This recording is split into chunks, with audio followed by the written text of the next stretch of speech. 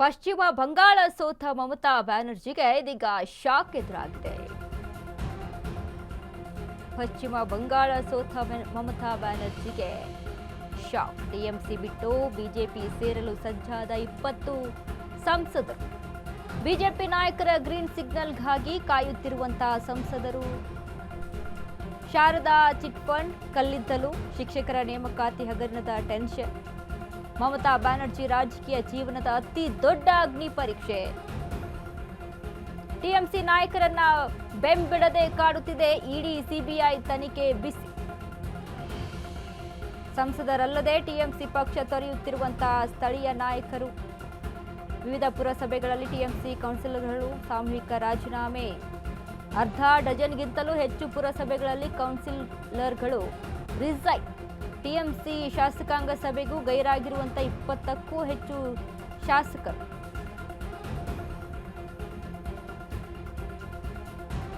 ಪಶ್ಚಿಮ ಬಂಗಾಳ ಸೋತ ಮಮತಾ ಬ್ಯಾನರ್ಜಿಗೆ ಶಾಕ್ ಎದುರಾಗ್ತಾ ಇದೆ. ಟಿಎಂಸಿ ಬಿಟ್ಟು ಬಿಜೆಪಿ ಸೇರಲು ಸಜ್ಜಾದ 20 ಸಂಸದರು. ಬಿಜೆಪಿ ನಾಯಕರ ಗ್ರೀನ್ ಸಿಗ್ನಲ್ಗಾಗಿ ಕಾಯುತ್ತಿರುವಂತಹ ಸಂಸದರು. ಈಗ ಶಾರದಾ ಚಿಟ್ ಫಂಡ್ಸ್,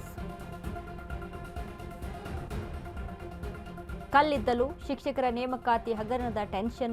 ಮಮತಾ ಬ್ಯಾನರ್ಜಿ ರಾಜಕೀಯ ಜೀವನದ ಅತಿ ದೊಡ್ಡ ಅಗ್ನಿ ಪರೀಕ್ಷೆ ಈ ವರ್ಷದಿಂದ ಆರಂಭ. ಟಿಎಂಸಿ ನಾಯಕರನ್ನ ಬೆಂಬಿಡದೆ ಕಾಡುತ್ತಿದೆ ಇಡಿ ಸಿಬಿಐ ತನಿಖೆಯ ಬಿಸಿ. ಒಂದು ಕಡೆ ನೋಡಿ, ಪಶ್ಚಿಮ ಬಂಗಾಳದಲ್ಲಿ ಬಿಜೆಪಿ ಅಧಿಕಾರಕ್ಕೆ ಬರುತ್ತೆ ಅಂತ ಅಂದಾಗ ಅಧಿಕಾರಕ್ಕೆ ಬಂದುಬಿಟ್ರೆ ಅಪ್ಪ ಅನ್ನುವಂಥ ಟೆನ್ಷನ್ನು ಕೇವಲ ನಮ್ಮ ಪಶ್ಚಿಮ ಬಂಗಾಳ ರಾಜ್ಯದಲ್ಲಿ ಮಾತ್ರ ಅಲ್ಲ, ನಮ್ಮ ದೇಶದಲ್ಲಿ ಮಾತ್ರ ಅಲ್ಲ, ಬೇರೆ ದೇಶಕ್ಕೂ ಕೂಡ ನಡುಕ ಹುಟ್ಟಾಕಿತ್ತು. ಬೇರೆ ದೇಶ ಅಂತ ಅಂದರೆ ಬಾಂಗ್ಲಾದೇಶ. ಬಿಜೆಪಿ ಅಧಿಕಾರಕ್ಕೆ ಬಂದುಬಿಟ್ರೆ ಅನ್ನುವಂಥ ಭಯ.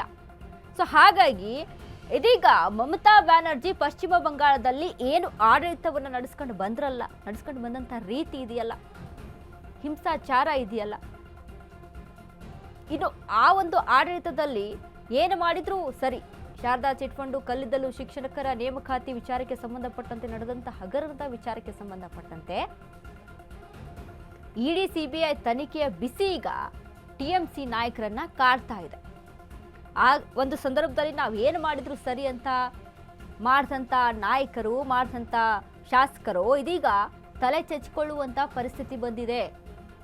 ಆಪ್ಷನ್ ಇಲ್ಲ. ಈಗ ಬಿಜೆಪಿ ಏನಾದರೂ ಗ್ರೀನ್ ಸಿಗ್ನಲ್ ಕೊಟ್ರೆ ಬಿಜೆಪಿಗೆ ಸೇರ್ಪಡೆ ಆಗೋದಕ್ಕೆ ರೆಡಿ ಆಗಿದ್ದಾರೆ 20ಕ್ಕೂ ಹೆಚ್ಚು ಶಾಸಕರು. ಇನ್ನು ಮುಂದೆ ಮಮತಾ ಬ್ಯಾನರ್ಜಿಗೆ ರಾಜಕೀಯ ಜೀವನ ತುಂಬಾ ಕಷ್ಟಕರ ಆಗಿದೆ ಅಂತ ಹೇಳ್ಬೋದು. ಇದು ದೊಡ್ಡ ಮಹಾಪರೀಕ್ಷೆ ಆಗಿತ್ತು ಬಿಜೆಪಿಗೆ. ಒಂದು ವೇಳೆ ಬಿಜೆಪಿ ಏನಾದರೂ ಈ ಬಾರಿ ಸೋಲನ್ನ ಅನುಭವಿಸಿದ್ರೆ ಮುಂದೆ ಬಿಜೆಪಿ ಗೆಲ್ಲೋದು ತುಂಬಾ ಕಷ್ಟಕರ ಆಗಿತ್ತು 10 ವರ್ಷದವರೆಗೆ. ಈಗ ಮಮತಾ ಬ್ಯಾನರ್ಜಿ ಪರಿಸ್ಥಿತಿ ಯಾವ ರೀತಿಯಾಗಿದೆ ಅಂತ ಅಂದ್ರೆ, ಜನ ಅಲ್ಲಿ ಏನೋ ಒಂದು ಬದಲಾವಣೆ ಆಗುತ್ತಲ್ಲಪ್ಪ ಅಂತ ಕಾಯ್ತಾ ಇದ್ರು. ಹಿಂಸಾಚಾರ, ಅಲ್ಲಿ ನಡೆಯುವಂಥ ರಾಜಕೀಯ ವ್ಯವಸ್ಥೆ, ಅಲ್ಲಿ ಒಂದು ಸಮುದಾಯಕ್ಕೆ ಸಿಗ್ತಾ ಇದ್ದಂಥ ಓಲೈಕೆ, ಒಂದು ರೀತಿಯಲ್ಲಿ ಟೆರರಿಸಂ ರೀತಿಯಲ್ಲಿ, ಭಯೋತ್ಪಾದಕರ ರೀತಿಯಲ್ಲಿ ಹಿಂಸಾಚಾರ ನಡೀತಾ ಇತ್ತು ಪಶ್ಚಿಮ ಬಂಗಾಳದಲ್ಲಿ. ಮನೆಗಳಿಗೆ ಬೆಂಕಿ ಇಡುವಂಥದ್ದು, ಯಾರನ್ನ ಹೇಗೆ ಬೇಕಾದ ಪ್ರೀ ಪ್ಲಾನ್ ಮಾಡಿ ಕೊಲ್ಲುವಂಥದ್ದು. ರಾಜಕೀಯವಾಗಿ ನಮ್ಮ ದೇಶದಲ್ಲಿ ಪಶ್ಚಿಮ ಬಂಗಾಳದಲ್ಲಿ ರಾಜಕೀಯ ಹೇಳ್ತಾ ಇರುವಂಥದ್ದು.